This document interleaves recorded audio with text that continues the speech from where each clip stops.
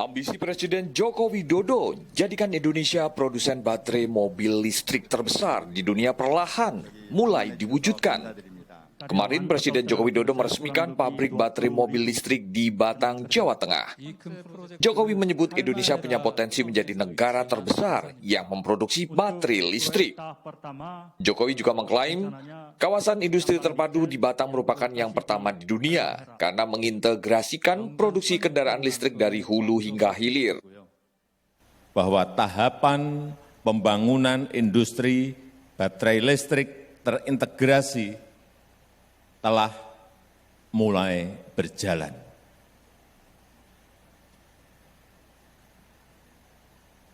Investasi LG ini merupakan investasi pertama di dunia yang mengintegrasikan produksi kendaraan listrik dari hulu sampai ke hilir.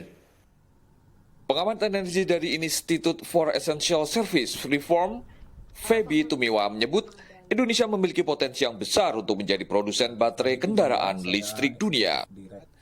Dari sisi pasar, Indonesia juga akan tumbuh, sehingga kita juga ke depan penjualan kendaraan listrik ini diharapkan bisa terus naik di Indonesia. Kita kan potensi pasar paling besar yang di kawasan Asia Tenggara, bahkan di Pasifik ya.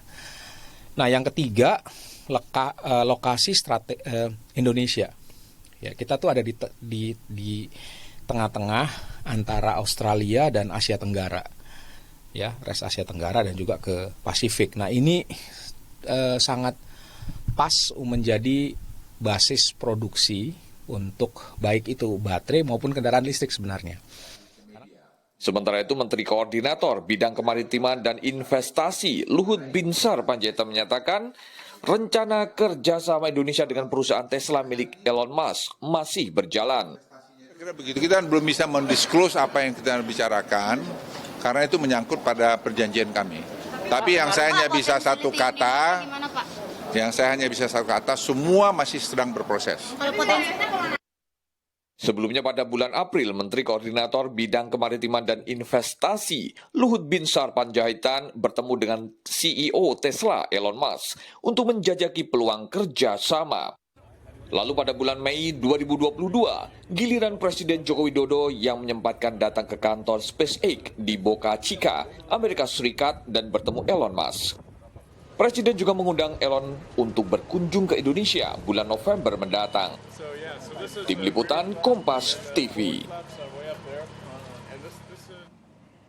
Presiden Jokowi kebut industri baterai listrik di dalam negeri. Lalu bagaimana agar investasi ini dapat berjalan dengan lancar dan menguntungkan bagi Indonesia yang penting? Kita akan berbincang dengan anggota Dewan Energi Nasional Satya Widya Yuda dan pengamat energi Kurtubi. Selamat malam Pak Satya. Pak Kurtubi sehat ya?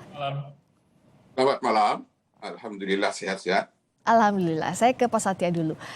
Kalau Anda melihatnya sudah sejauh mana pemerintah ini semakin dekat untuk mewujudkan industri baterai listrik di tanah air? Ya, kita harus melihat policy makronya dulu ya, bahwa kita itu meyakini ya, bahwasanya 27% daripada emisi sektor energi di Indonesia itu datang dari transportasi, yaitu dari hasil pembakaran daripada BBM. Maka visi kita menurunkan emisi, otomatis meningkatkan elektrifikasi kan. Ini menjadi misi kita untuk menurunkan impor BBM. Sehingga kendaraan listrik berbasis baterai ini menjadi cara kita untuk meminimalisir daripada emisi karbon kita. Nah, kalau kita lihat di RUEN ya, kalau orang TEN itu selalu berbicaranya Rencana Umum Energi Nasional. Ya. Itu kita mentargetkan ya kendaraan berbasis listrik yang maksud saya kendaraan bermotor listrik berbasis baterai itu ditingkatkan, otomatis mendorong pembangunan SPLU atau stasiun pengisi listriknya kendaraan listrik untuk 2.200 unit mobil listrik dan 2,1 juta unit motor listrik di tahun 2025. Ya. Jadi kalau tadi disebutkan bahwa Indonesia sudah menggunakan data dari Kementerian Perhubungan ya tahun 2021 aja sudah 14.400 unit untuk kendaraan sepeda motor listrik. Ya, sementara mobilnya sekitar 12 ribuan. Nah, menurut saya ini merupakan satu indikasi bahwa kita serius. Kita serius pengen menurunkan impor BBM, kita serius mengurangi daripada emisi karbon. Nah, kita kembali sekarang, kalau kita menggunakan kendaraan bermotor berbasis baterai, maka baterainya harus diperkuat kan? Ya. Indonesia itu bagusnya kita akan menciptakan ekosistem daripada pembangunan baterai ini secara terintegrasi. Jadi mulai daripada hulunya ya sampai kepada hilirnya. Hilir. Nah, itu baik dari mulai upstream, midstream sampai dengan downstreamnya. Nah, ini yang menurut saya perlu diantisipasi walaupun kita mengerti ya bahwasanya hambatan-hambatan teknologi masih ada di sana sini. Jadi kalau tadi menggunakan teknologi LG ya dan juga ada yang teknologi yang namanya CATL, jadi Contemporary Amorex Limited ya itu juga salah satu teknologi yang kita gunakan di samping LG Chem dan juga CATL tadi kita gunakan. Nah, tetapi kita harus tahu bahwa Indonesia harus mampu ke depannya ya paling enggak dan mendorong riset-riset dari universitas seperti Universitas Negeri 11 Maret. Ya. Itu mereka ada lembaga risetnya untuk baterai loh. Jadi mesti diingat ya bahwa teknologi yang kita pakai itu jangan sampai nantinya di kemudian hari menggunakan Indonesia itu sebagai extended market mereka. Okay. Ya, kita harus bisa menguasai market kita secara domestik. Tapi gunakanlah hasil riset tadi ya, misalnya yang sudah di dalam negeri. Oke. Sekarang bolehlah kita menggunakan LG ya, nanti akan dikembangkan lagi menggunakan teknologi yang lebih ya, misalkan yang hasil daripada UNS tadi ya, misalkan dikembangkan, maka itu menjadi satu cara kita untuk memproteksi daripada market supaya tidak dikuasai. Dan mesti diingat Mbak, jadi negara-negara seperti Korea, Jepang, dia sudah atau Cina, dia sudah tidak mengizinkan teknologi baterai masuk di tempat dia loh. Ya. Tapi yang dia lakukan adalah menggunakan teknologi mereka untuk bisa diekspor ke negara lain. Nah, maka Indonesia harus berpikir kita belum tentu mampu masuk berpenetrasi nanti ke Korea dan juga ke negara-negara tersebut karena mereka nutup ya untuk teknologinya. Kita akan perdalam soal ini Pak Satya. Saya mau ke Pak Qurtubi. Tadi kan catatannya dari Pak Satya adalah kita masih punya memang hambatan teknologi di sana sini. Kita punyalah bahan bakunya nikel. Tapi kan tidak hanya itu saja yang harus dibutuhkan. Apa modal yang masih kurang saat ini di dalam negeri yang harus segera ditutup? Kalaupun kita mau ke masa depannya baterai listrik, juga lebih lanjut lagi mobil listrik, memang digalakan di sini Pak Qurtubi. Halo. Ya, silakan. Sudah terdengar suaranya Pak Qurtubi? Ya? Iya, terdengar. Ya. Silakan.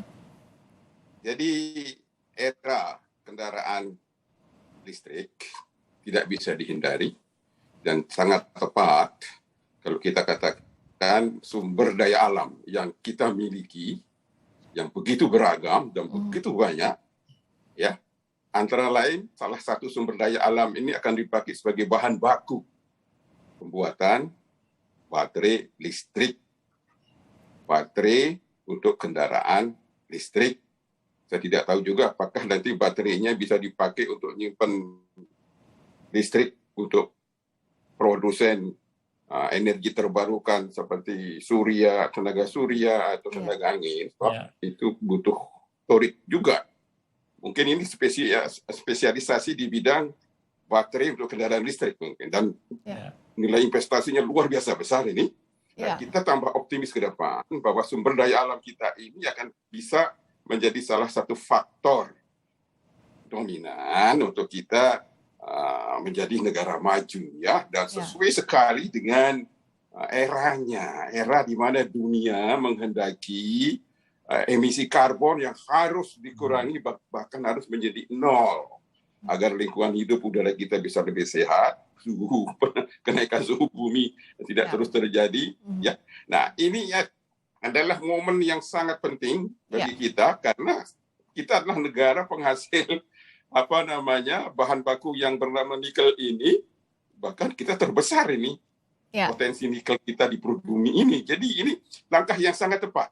Kalau ada investor dari manapun kita welcome saja, kita permudah untuk membangun pabrik baterai untuk kendaraan listrik ini. Ini serius, ini bukan main-main. Dan kita harapkan ini penciptaan lapangan kerjanya luar biasa besar karena nilai investasinya besar banget ya. Nah, kita sambut ini ya, investasi ini dan pemerintah sifatnya mendorong itu sangat tepat ya. Oke, jadi ini ingatkan, memang tepat pemerintah untuk mendorong ini ya. Oke, Ya. nah, bicara soal investasi saya tertarik tadi Pak Qurtubi. Nah, bicara soal potensi investasi saya jadi teringat bagaimana kita membandingkannya antara potensi investasi yang ditawarkan oleh LG dengan Elon Musk yang saat ini duluan membangun pabriknya justru di Thailand tidak di Indonesia, meskipun Pak Menko Marves kan bilang bahwa belum tertutup kok, belum didisclose, tapi memang masih dalam penjajakan. Nah, kalau dari Pak Satya gimana melihatnya potensi kedua? Ya, gini, kita tuh punya resources besar ya.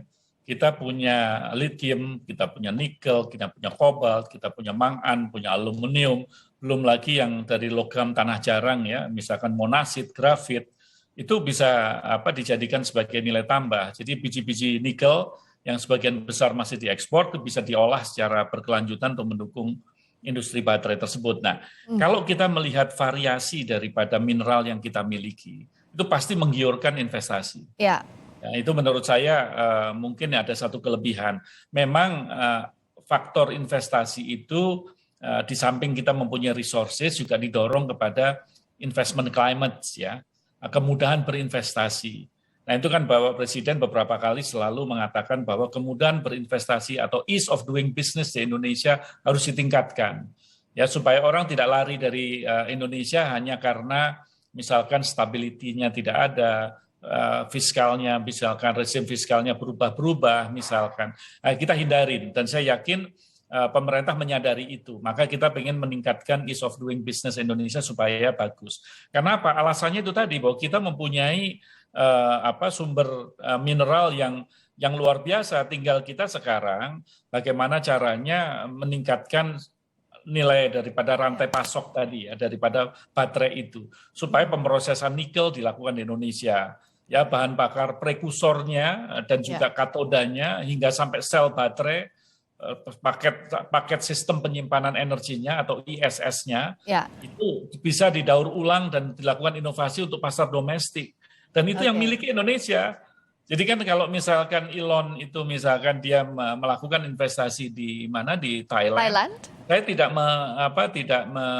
melihat gitu bahwa Thailand mempunyai potensi mineral seperti yang kita miliki tadi. Nah, sehingga kita tuh sebetulnya masih menarik. Tinggal kita nanti itu tadi yang saya bilang tadi, ease of doing business, investment climate-nya. Itu nanti akan kita punya mineral yang banyak, tapi ease of doing business-nya harus dijaminkan. Terakhir, harus Pak, kita tingkatkan ya, kita coba. Ya, saya terakhir jaga.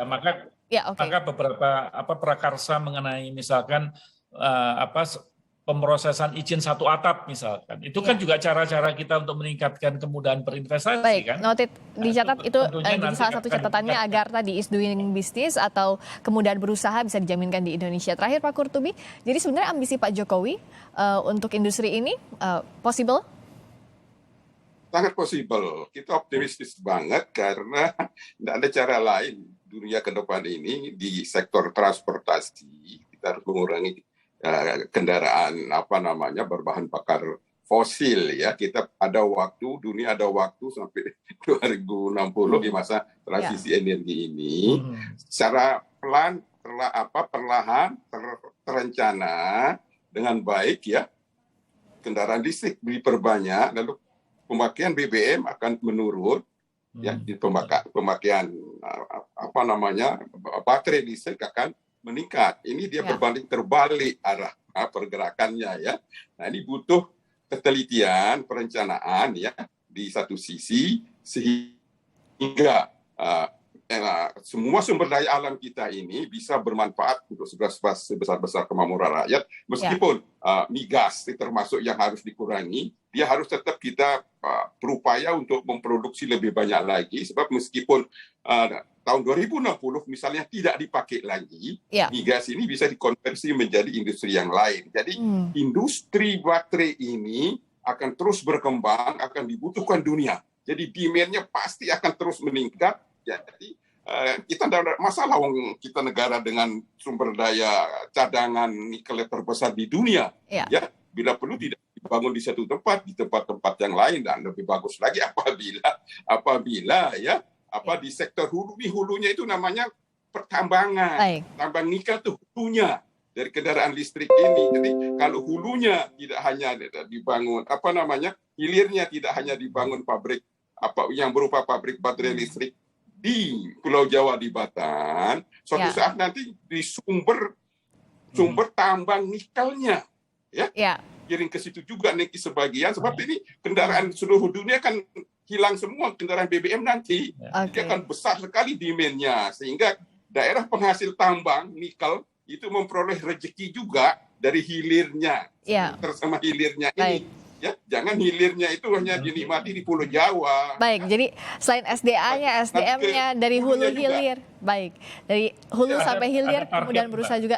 Singkat saja, itu adalah tambang nikel. Oke. Ada target tahun 2024 ya, itu pabrik prekursor dan juga katoda itu akan dioperasikan oleh Pertamina dan MinID, itu mesti diingat tuh. Dengan asumsi 2024 itu akan beroperasi dan nanti akan ditingkatkan ya itu menjadi cell to pack battery sampai dengan tahun 2025. Jadi sebetulnya apa yang dilakukan Bapak Presiden di Batang kemarin itu bisa menjadi pancingan gitu ya, agar nanti konsorsium antara MinID dengan Pertamina itu jadi pancingan. Dan ini dianggap industrinya possible begitu ya Bapak-Bapak, apalagi kalau kita lihat juga kan tampaknya Formula E juga akan rutin ya gelar tiap tahun. Ini jadi salah satu langkah untuk tadi menggencarkan mobil listrik di Indonesia dimulai dengan industri baterai listrik. Terima kasih atas waktunya Pak Satya, Pak Kurtubi telah bergabung di Sapa Indonesia Malam, sehat selalu.